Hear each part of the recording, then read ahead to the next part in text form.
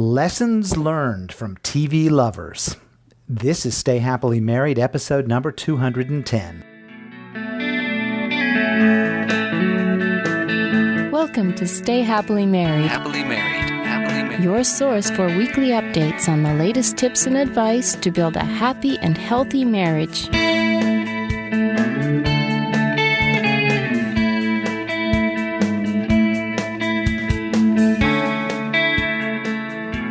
I'm Lee Rosen, and I'm your host today. Welcome to the show. Who could have imagined that it would be possible to improve your marriage just by watching TV? With the continuous advances in technology, one of the greatest American pastimes continues to be checking out what's on television. We love TV. Whether you're trying to relax or looking for information on a topic, there's always a show for us. What about a show for marriage? Well, maybe the sitcoms of the last 50 years can prove to be a very useful tool in teaching the world what marriage is really about. Does your marriage have what it takes to stand up against the famous sitcom sweeties like Mike and Carol Brady from the Brady Bunch? We're going to find out. Dr. Kristen Wynns is with us today. She's a child and adolescent psychologist who owns an adolescent specialty practice in Cary, North Carolina, called Wynns Family Psychology. Dr. Wynns and her staff provide therapy and testing services for children and teens and parents. She's also the founder of a parenting website called NoWimpyParenting.com, with services on the site available to help parents struggling with behavior and discipline problems with their children at home. Dr. Wynns keeps her skills in marriage psychology tuned at home with her husband of 13 years. I'm really excited to welcome Kristen back to the show. Kristen, we're so glad you could join us again. Thank you. Okay, I'm sure I'm not the only one who's heard this before, but when I see the topic about television, all I ever think is that everybody says too much TV is bad for you. Are you going to disagree with that and tell us we can actually get something out of watching TV? Yes, exactly. Even though, of course, in TV land, everything has to be exaggerated and simplified to make a point, there are actually a lot of great nuggets of wisdom that we can learn from analyzing some of the relationships on TV. So you can tell yourself you're doing something productive after all when you're sitting there watching your favorite shows. That's good. Now I don't feel like I waste nearly as much time. I'm making an investment in my marriage. You're making me feel good already. Okay. Right. Okay, let's pick a TV couple. And now there's this couple, Gabby and Carlos, that are on the show Desperate Housewives. Right. Now, what can you learn from a couple like that? Okay, for each of the TV couples we'll be talking about, we're going to focus in on the secret weapon that they epitomize. So for viewers who watch that show, they know that Gabby and Carlos, their secret weapon is overcoming adversity with commitment.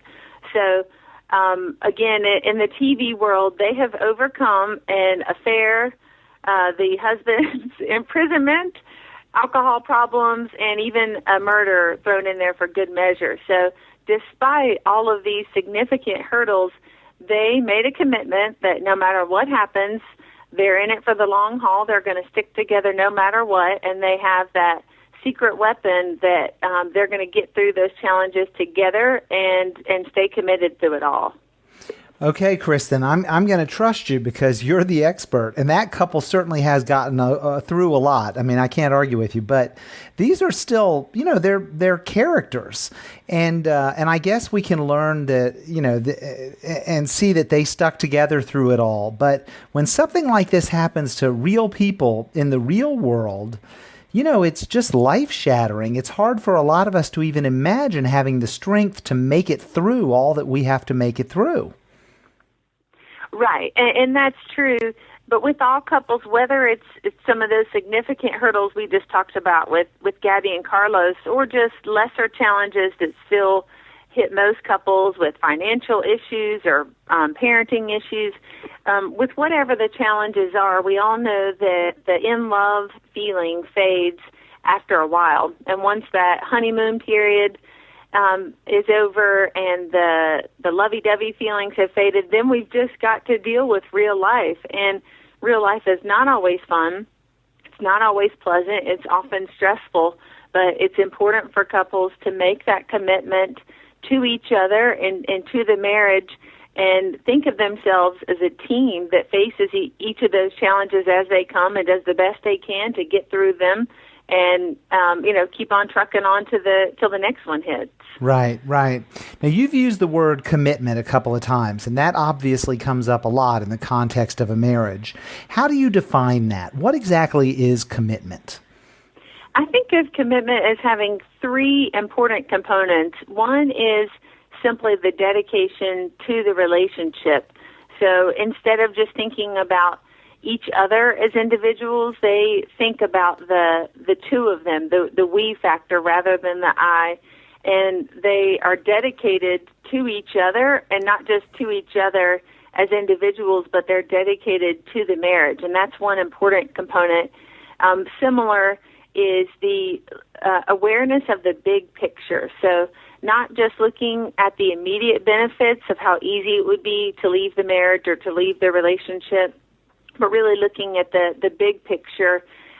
What is the impact of the relationship on your children, on your health, on your job, really looking at the big picture of what your marriage means and not just getting caught up in the day-to-day stressors and thinking about how easy it would be just to exit the relationship. So the third component is to know where you're going and to have a clear destination in mind.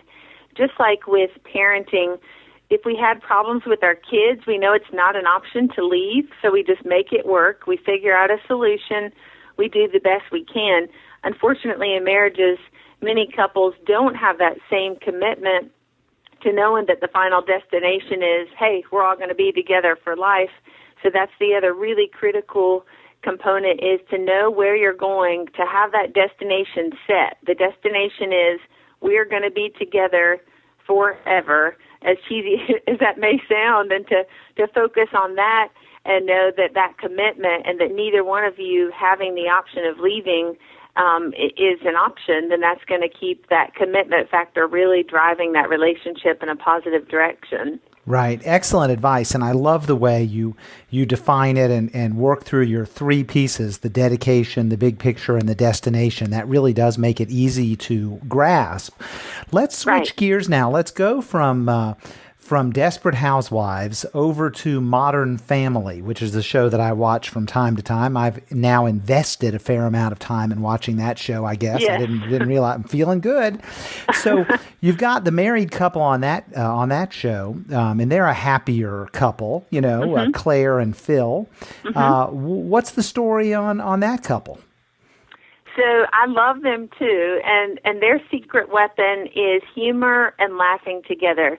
And this is clear when you watch the show that they've got real life challenges with 3 kids and crazy in-laws and job stressors and, neighborhood drama. But no matter what they're going through or what stressor has come their way, they're always laughing. They're always kidding around with each other, making jokes, kidding around with the kids.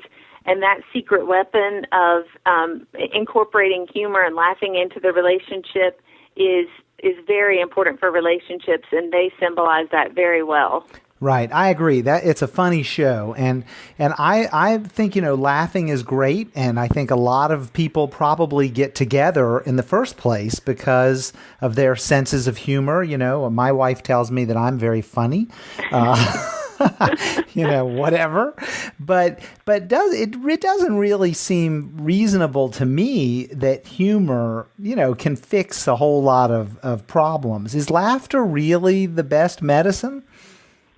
It's fascinating, all the research that has connected laughter and humor to positive benefits in a marriage. There are so many. A couple are health benefits. It's known that when we laugh, it releases the endorphins in the brain that are the feel-good chemicals that would be equivalent to falling in love or eating chocolate or taking an antidepressant. So it's known that every time you laugh, your brain is happy and it's releasing those chemicals. and that spills over into the marriage. When you're having a lot of laughter, it reduces the stress that each individual feels. It adds to the quality and the connection of the marriage. It helps you be more focused and productive. And in a lot of circumstances, laughter can be the release that couples need when they are feeling stuck in a relationship or they are encountering another obstacle. Laughter can be the exit that helps you have some momentary respite from problems and feel connected and feel like there's you may not solve the problem that day, but that there's hope, and that as long as you can laugh together and enjoy each other, that you'll get through whatever's coming your way. So there are known benefits for the relationship and just for the individuals with the impact on your health that's documented. So that's something, if you look at happy couples who've been married for a while, you will inevitably find that they laugh a lot. Good. We laugh a lot, so I guess we're in pretty good shape now. Desperate Housewives and Modern Family, they're pretty modern shows. I mean, they're newer TV shows. I spent a lot of time in my youth watching things like The Brady Bunch. What do we learn from those shows that were filmed in a time when, theoretically life was simpler? Right, and I loved the Brady Bunch when I was growing up, too. I loved the family and what Carol and Mike, the parents in that family, epitomize. Their secret weapon is face-to-face communication. And, of course, back when that show was airing, there were no cell phones, there were no laptops, there were no, I don't even think there were video games back then. So what I remember from watching that show are a lot of scenes of the two parents, Carol and Mike, just talking to each other. So I remember scenes of them in their bedroom, laying in the bed, talking to each other, sitting at the kitchen table with Alice hovering nearby, talking to each other, with Carol being in Mike's office. So they literally just had that old-fashioned face-to-face communication, despite the fact that there were 6 kids running around and a dog and a housekeeper. Despite that, they made time to just put in the hours of face-to-face communication, which is critical in a healthy relationship. Right. Yeah, there's a lot to learn from the Brady Bunch. I'd never thought of it that way, but you really are, you're changing my perspective on a lot of that. Now, communication. I mean, obviously it's important. You mentioned the cell phones and all of the technology. I think there are a lot of us today that are guilty of paying too much attention to the technology and not doing what, Carol and Mike did and actually communicating face to face. You're an expert on this. What's the best way to break the bad habits with all this technology and get to a place where you and your spouse are actually doing some face to face? Yes. So it's important to remember this fact is tossed out a lot, but it's really important to reflect on that. Experts say only 7% of our face-to-face communication is in our words, and the other 93% is our gestures, our facial expressions, our body language, eye contact. So if you think about it, for couples who are in the modern age and doing a lot of emailing and texting and that kind of communication, you lose that very critical 93% of communication that's needed. So the recommendation that Mike and Carol really did is just making time for each other. And in this day and age, that means, everybody closing up their laptops at a certain time of the night and saying, let's catch up. Or I know my husband and I are even guilty of this when we're in the house at the same time.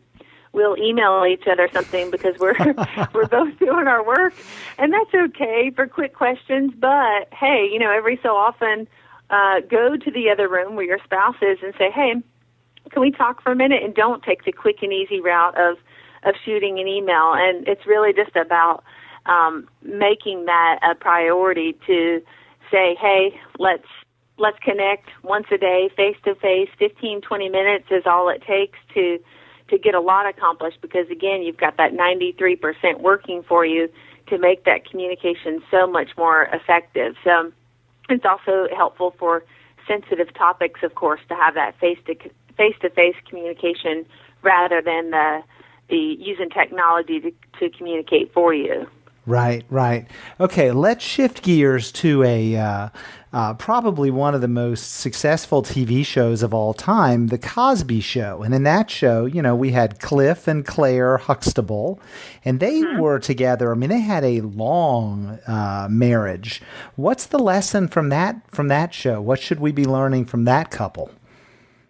Right. So what I love about them and all these shows, if you haven't already figured out, are shows I regularly watch or used to watch. So I love them, and I think that they're great for making our point of how they made their marriages work. And for Cliff and Claire, or Dr. Huxtable, I guess we need to call him, their secret weapon was putting their marriage first and keeping the spark alive. So, of course, this is back in, the 80s, I guess, that their show came on. So they weren't over the top with explicit or graphic sexual innuendos, but it was clear even back then there was chemistry that was undeniable between the two of them. There was a lot of flirting and innuendos, and that made them a very fun couple, because you could tell that despite, again, having a house full of kids and important jobs, she was an attorney, he was a doctor,